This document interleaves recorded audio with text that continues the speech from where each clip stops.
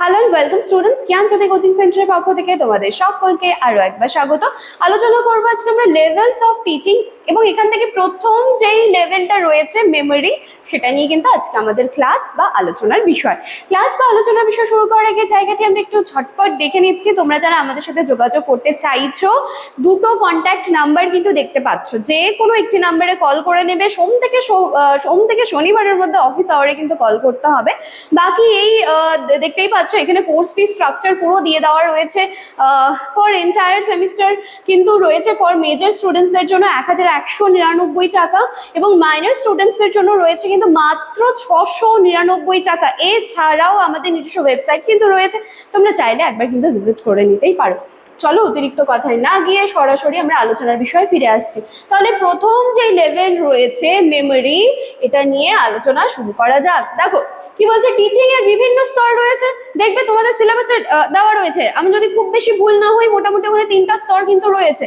তো প্রথম স্তর আজকে হচ্ছে মেমোরি। এই যে লেভেল বাই স্তর, এটা নিয়ে আমরা আলোচনা করব। তো এটা কিন্তু একদম মানে কি বলবো, যে একদম শুরুর স্তর বা এটাকে আমরা প্রাথমিক স্তর বলতেই পারি।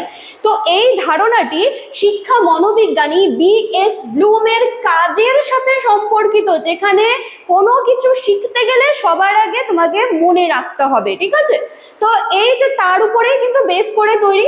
তো এই স্তরের শিক্ষার্থীরা মূলত দেখো তথ্য মনে রাখা, সেটাকে পুনরাবৃত্তি করা। পুনরাবৃত্তি মানে কি, বারবার বারবার সেটাকে রিভাইজ করা, ঠিক আছে? তো এই হচ্ছে মুদ্রা কথা। এবারে চলে আসি এর কনসেপ্টটুকু নিয়ে, দেখা যাক কি বলা হচ্ছে। মেমোরি লেভেল টিচিং এর শিক্ষার মূল লক্ষ্য কি? তথ্য, সংজ্ঞা, সূত্র, তারিখ এত কিছু মনে রাখা, মানে মেমোরাইজ করা, ঠিক আছে? এবং এরপরে সেটাকে কিন্তু আবার রিপিট করতে হবে তোমাকে। তো এখানে বোঝার বা বিশ্লেষণের উপর খুব বেশি কিন্তু গুরুত্ব দেওয়া হয় না, এখানে বলেই দেওয়া হচ্ছে যে এটা মেমোরি, লেভেলটাই মেমোরি, ঠিক আছে? তো এখানে সেরকম কিন্তু কোনো কিছু বোঝা বা কোনো কিছু অ্যানালাইজ করা সেটার উপরে কিন্তু খুব একটা এখানে গুরুত্ব দেওয়া হচ্ছে না, ঠিক আছে? এবারে এর ক্যারেক্টারিস্টিক্স গুলো একটুখানি আমরা দেখে নিচ্ছি। দেখো কি বলা হচ্ছে, এই স্তরের শিক্ষণে শিক্ষক কি করেন? শিক্ষক প্রধান ভূমিকা পালন করেন এবং শিক্ষার্থীরা অপেক্ষাকৃত এখানে হচ্ছে নিষ্ক্রিয়ই থাকে। তাহলে আমরা বলতে পারি এই যে মেমোরি লেভেলটা রয়েছে, এখানে কিন্তু শিক্ষক যিনি রয়েছেন তিনি কিন্তু প্রধান ভূমিকা পালন করছেন। শিক্ষক তথ্য দেন আর শিক্ষার্থীরা কি করবে? জাস্ট সেটাকে মুখস্থ করবে। এখানে প্রশ্নোত্তর সাধারণত সরল হয়, যেমন হচ্ছে কোনো কিছুর, দেখো এখানে দিয়ে দেওয়া রয়েছে কোনো কিছু ডিফাইন করতে হবে, কোনো কিছুর নাম বা লিস্ট এরকম টাইপের, ঠিক আছে? এবং তারপরে কিন্তু মোস্ট ইম্পর্টেন্ট হচ্ছে পুনরাবৃত্তি করা, ঠিক আছে? মোস্ট ইম্পর্টেন্ট হচ্ছে সেটাকে পুনরাবৃত্তি করা। এবার যদি এটার প্রসেসের মধ্যে আমরা আসি, তাহলে প্রসেসে দেখো কি বলা হচ্ছে, যে মেমোরি লেভেল টিচিং সাধারণত 3টি ধাপে সম্পন্ন হচ্ছে। কয়টা ধাপে সম্পন্ন হচ্ছে? সাধারণত 3টে ধাপে। তো প্রথমে কি, প্রথমে শিক্ষক নতুন একটা বিষয় সম্পর্কে কি করবে? উপস্থাপন করেন, ঠিক আছে? তো বেসিক্যালি এটাই ফার্স্ট স্টেজ হবে আমাদের, তাই তো? তো নতুন তথ্য উপস্থাপন করছেন মানে এটা প্রেজেন্টেশনের একটা ব্যাপার আছে। নেক্সট কি হচ্ছে, যে শিক্ষার্থীরা সেই তথ্যকে বারবার অনুশীলন করবে। তো সেকেন্ড হয়ে গেল আমাদের প্র্যাকটিস। আর প্র্যাকটিসের পরে কি করতে হবে? তোমাকে সেটা মনে রাখতে হবে, সেটাকে রিপিট করতে হবে, রিকল করতে হবে, ঠিক আছে? তাহলে 3টা স্টেপ আমরা কি কি দেখতে পাচ্ছি? 3টা স্টেপ দেখতে পাচ্ছি, যে প্রেজেন্টেশন আছে, প্রথমে শিক্ষক উপস্থাপন করবেন, তারপর সেটাকে প্র্যাকটিসে আনতে হবে, অনুশীলনে আনতে হবে, তারপর থার্ডে রয়েছে কিন্তু আমাদের পুনরাবৃত্তি বা রিকল, ঠিক আছে?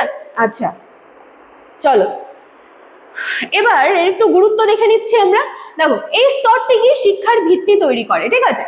যেমন কি জানো, কোনো কিছু বুঝতে বা বিশ্লেষণ করতে গেলে কি করতে হবে, যে আগে সেই তথ্যটাকে আমাদেরকে কিন্তু মনে রাখতে হবে। মনে করো যে তুমি ক্লাস 9-এ কোনো একটা বিষয় তুমি পড়েছো, এবার তোমাকে আবার বলা হলো সেই বিষয়টা তুমি একটু প্রেজেন্ট করো সবার সামনে। তো এখানটায় মোস্ট ইম্পর্টেন্ট কি, এখানটায় কিন্তু তোমাকে সেটাকে মনে রাখতে হবে, যে তুমি কতটা ভালো সেটাকে মনে রেখেছো, ঠিক আছে? সেটাকে তুমি কতটা ভালো মনে রেখেছো সেই জায়গাটা কিন্তু এখানটায় দেখা হবে। তো দেখো, তাই প্রাথমিক শ্রেণীতে বা নতুন বিষয় শেখানোর ক্ষেত্রে দেখো, যেটা আমি বললাম, যে শেখানোর ক্ষেত্রে স্তরটা খুবই কার্যকরী। যেমন দেখো যে গণিতের সূত্র, ব্যাকরণের নিয়ম, হিস্ট্রির এই যে এত তারিখ, এত কিছু কিন্তু শেখাটা এই জায়গাটা দরকারি এবং সেটাকে কি করতে হবে?